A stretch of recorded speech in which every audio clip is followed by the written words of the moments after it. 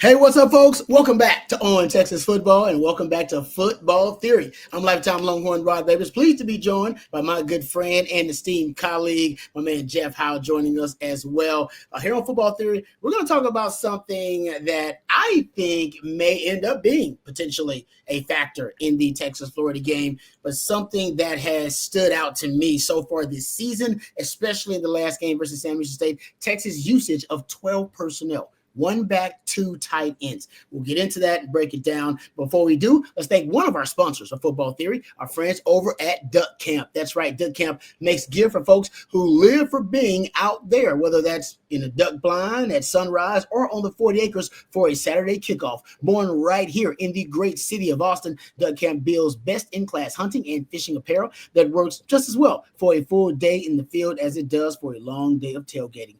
From sun protection shirts that keep you cool during those early season scorchers to their iconic game series hats that feel like instant classics, Duck Camp gear is ready for football season, hunting season, and every season in between. Get out there and stay out there and hook 'em horns. From our friends at Duck Camp, shop Duck Camp at duckcamp.com. That's duckcamp.com. Thank you very much to our friends at Duck Camp for sponsoring Football Theory. Now, Jeff, I know we've talked about this a little bit. I think we talked about it on a couple of streams and on shows, but I want to get into some detail of this.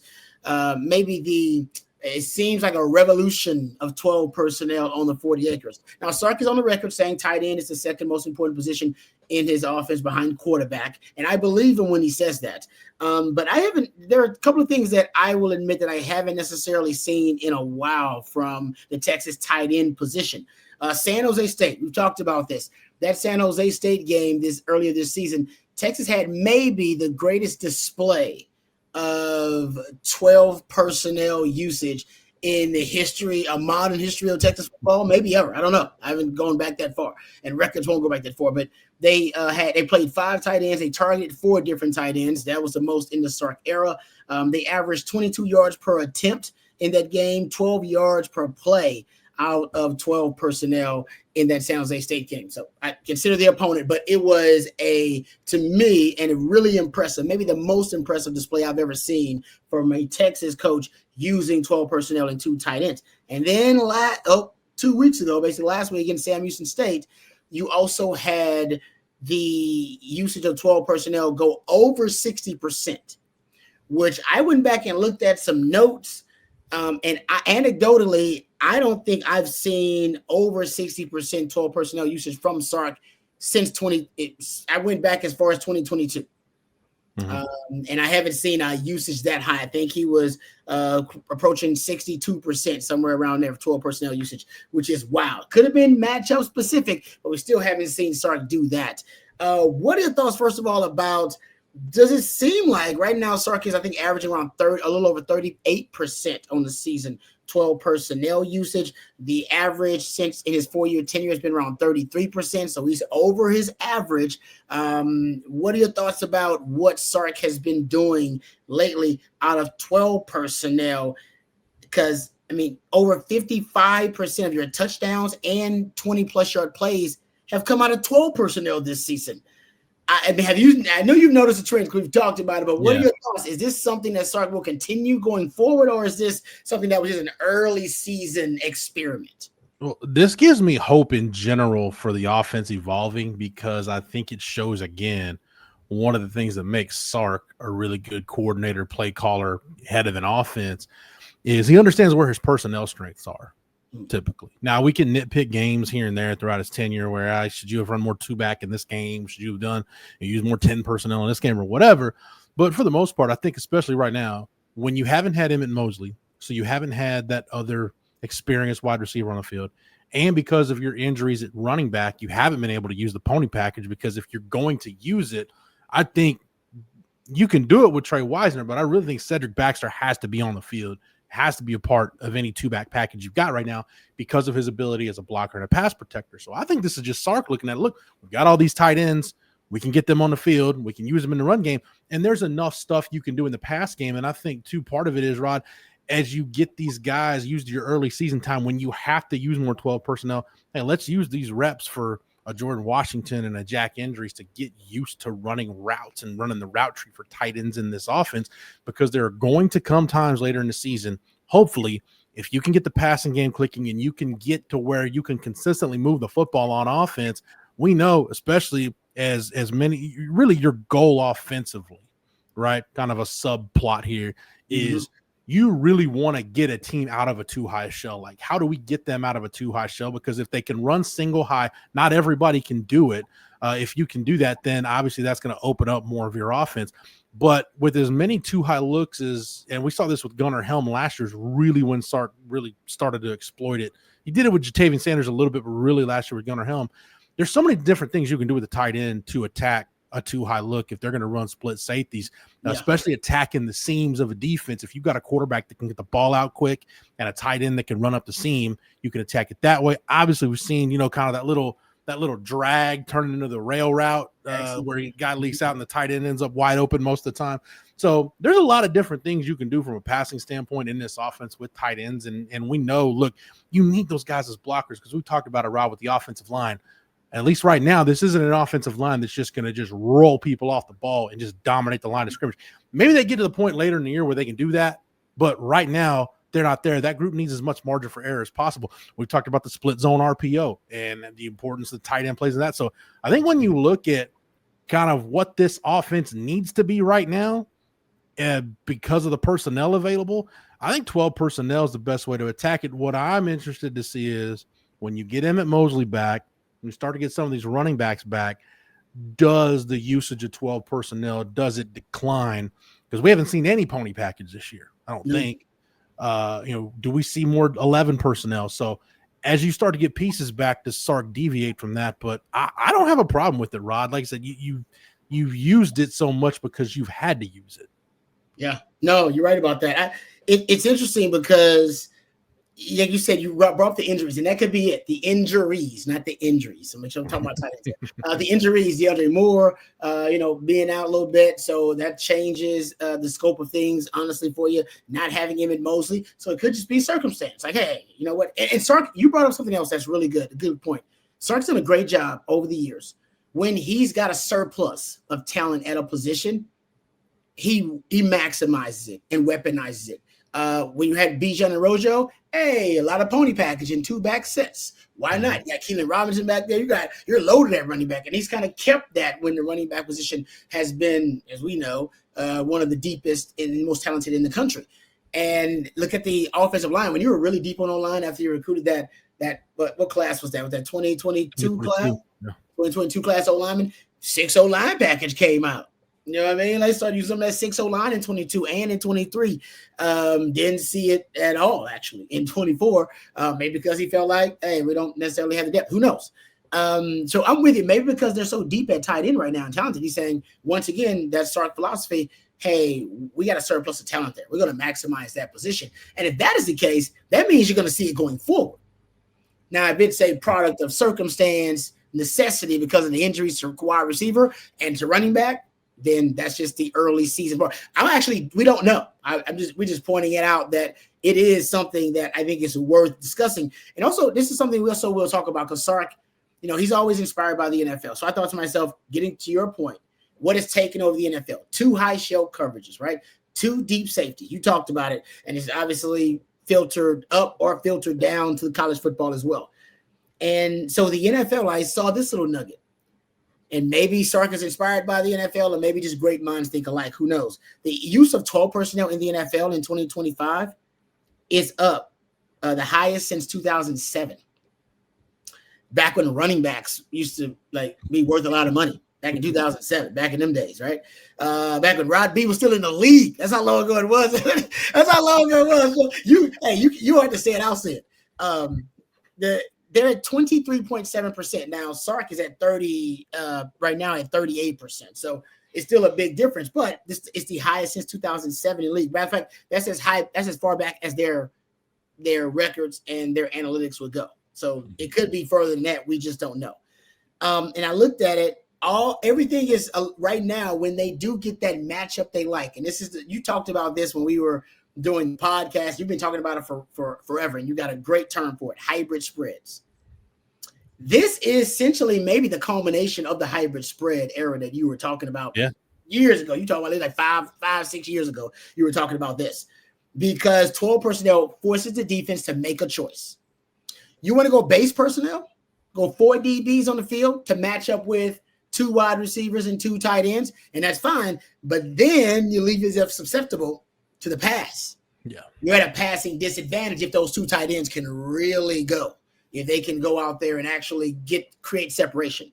Or you can match it up with your sub package, your nickel or your dime. And if you do that, well, then if those 2 tight ends can actually block, you're at a severe disadvantage in the run game. And that is the choice. Ultimately, you force the 3 high shell to make. You force the 2 high to make when you come out in 12 personnel. So I wonder if Sark, this is just something that he is now maybe evolving towards. And maybe it's something that Arch likes too. I went back and looked at last season. You were over 50% in ULM game actually in 12 personnel. Could have just been circumstance. Could be training wheels for Arch.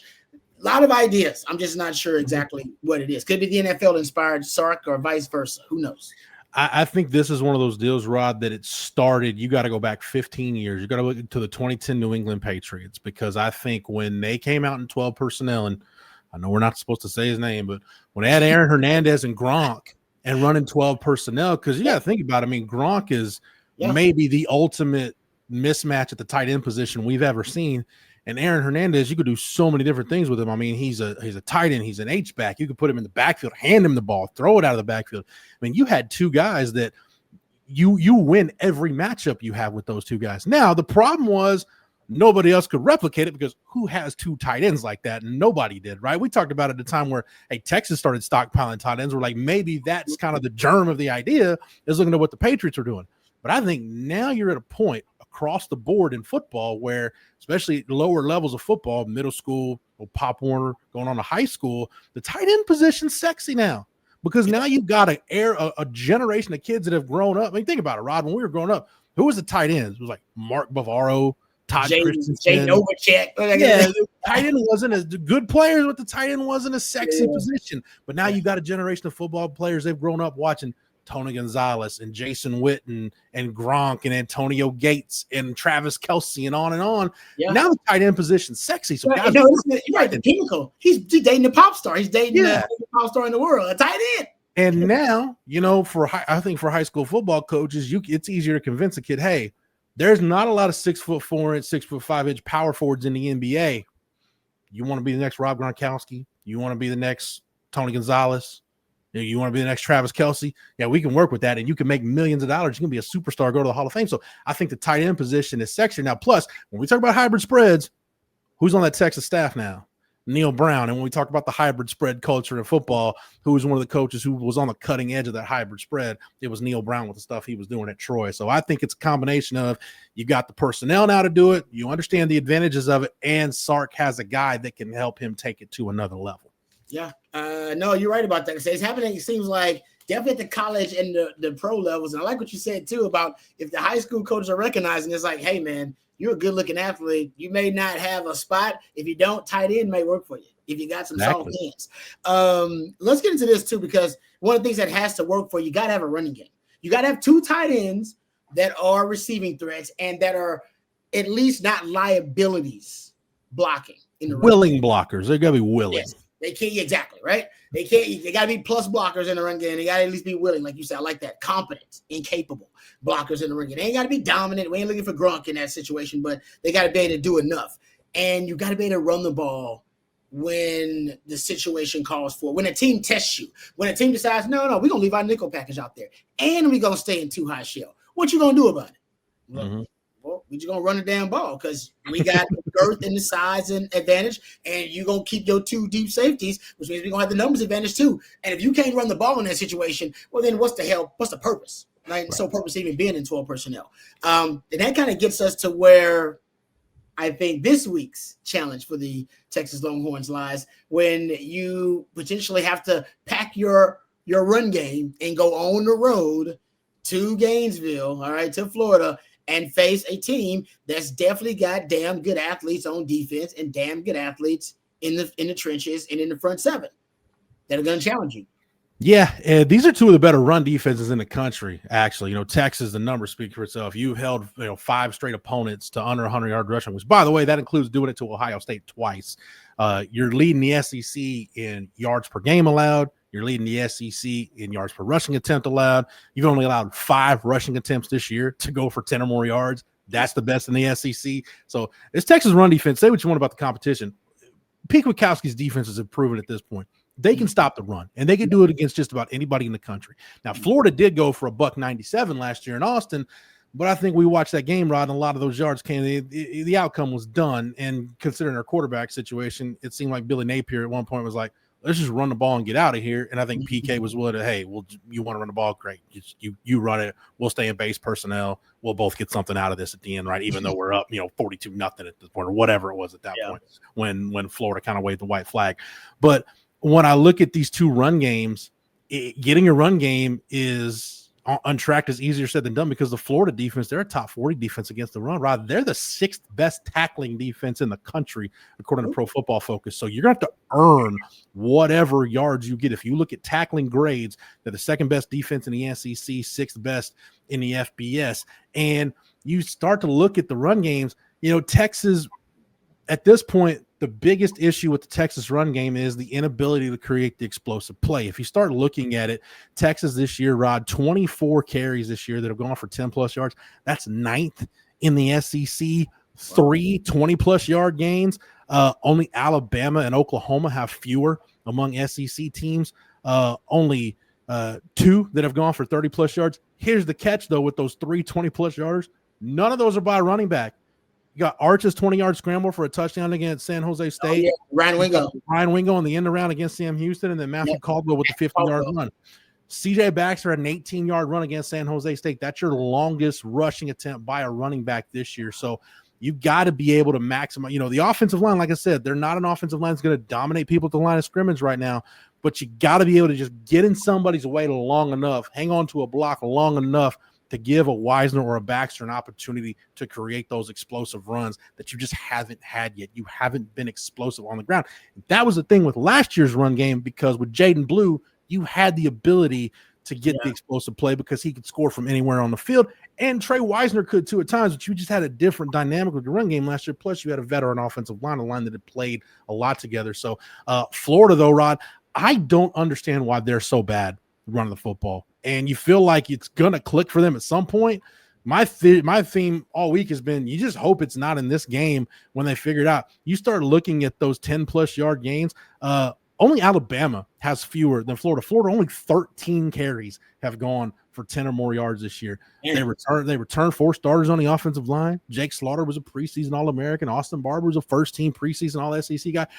I think we left out Florida game, Rod, last year saying, look, their running game wasn't the problem because I think we like both backs they had after we saw Jacoby Jackson and Jaden Ball run the ball last year. Like they got 2 pretty good backs.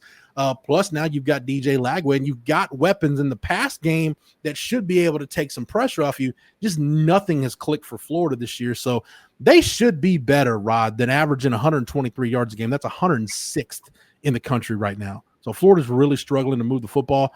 I just don't, barring something unforeseen or you just put together an A++ game, it's hard for me to think Florida's just going to come into the game on Saturday and just run the ball right down Texas's throat. I could be wrong. I just don't see that happening. But it's going to be whichever team that can just sustain a run game, but especially in a game where points are going to be at a premium, can you get those 1 or 2 explosive plays in the run game that you're going to need to where you don't have to count on a 9, 10, 11, 12-play drive? You can get yourself in a scoring range with some explosive plays. That's a great point, Jeff, about Florida's run game. I think they believe they were going to be a more dominant offensive line than they have been so far. You're right about Jake Slaughter. He's legit. He's an NFL player, going to play on Sundays. The left tackle, Barber, I think he's good too. But go look at the other 3 guys on the offensive line. And some of these guys are veterans, but this is a blown block percentage, right? So this is the percentage of blown blocks in the run game. Their right tackle, 2nd worst blown block percentage, basically highest blown block percentage in the SEC. Their right guard, blown block percentage, highest for right guards in the SEC. Their left guard, You go look at their blown block percentage. It's 7.6%. That's the worst in the SEC for left guards. That's their issue. They thought they'd be better. Pass blocking wise, they're actually not bad pass blocking wise. I think a lot of their pass issues. Listen, DJ Lagway has a lot of their issues. He's got 5 interceptions from a clean pocket. He might be the worst quarterback in college football from a clean pocket. I'm not making it up. Go look at it from a clean pocket. He's been terrible. So I don't think their big issue is pass protection. I think their big issue is it's the leaky run blocking, other than Slaughter and Austin Barber. I think they've been a little bit leaky. If you look at rushing EPA, Texas is 10th and Florida 11th in the SEC. Yeah. So to your point, both have had their issues creating those explosive plays in the run game. We'll see. That may be the big deciding factor in this matchup overall. And I think, you start to piece some numbers together, what you just said about blown blocks. You look at run blocking grades, like how you grade out as a run blocking offensive line. Like Florida's actually has one of the better run blocking grades of any offensive line in the country. They're 19th in the country, according to Pro Football Focus. Yeah. But what the run blocking grade does is you're grading individual guys on a snap by snap basis. To your point about the blown blocks, your guys may be consistent on a snap by snap basis, but the one play where the left guard or the right tackle has a blown block, now you're 2 yards behind the sticks. And what teams are doing, go think about how Ohio State and UTEP played Archer. It's like, hey, we're just going to drop back everybody in coverage, let him make the right read. That's essentially what everybody's done to DJ Lagway. Hey, we're just going to sit back, keep our eyes in front of him, because you don't want to turn your back to a quarterback that can use his legs to kill you. Mm-hmm. We'll just keep it in front of us, drop everybody into coverage, make him make the right read. And based on those numbers with a clean pocket, he's not making the right reads. Yeah, he's seeing ghosts out there. It really is. He's actually a way more fascinating story than Arch Manning, in my opinion, in terms of his struggles this season. But that's a different discussion for a different day. We don't have time for that. All right, let's thank our final sponsor of today's program here on Texas Football. 2 legendary lifetime Longhorns have a message from our friends at Advanced Pain Care. Pros know the pain stops here. Physical therapy helps me as an athlete then and now. And do I still need therapy? Yes. And Advanced Pain Care helps with that. Injuries will stack up. They'll add up. You can't let those injuries get you down, and Advanced Pain Care has been very helpful for me. We can help with whatever's got you down, from nerve damage to our spinal cord stimulator. Pain is inevitable. Suffering is optional. Same-day appointments available. Advanced Pain Care. The pain stops here. All right. Thank you to our friends at Advanced Pain Care. Thank you as well to our friends at Duck Camp, duckcamp.com. And thank you, Jeff. Great discussion as always. Always leave a smarter football theorist because of your knowledge. Thank you to Matthew behind the scenes, twisting and tweaking the dials. And thank you to each and every one of you for listening and for watching. For Jeff and for Matthew, I'm lifetime Longhorn Rod Babers. Until next time, hook 'em horns.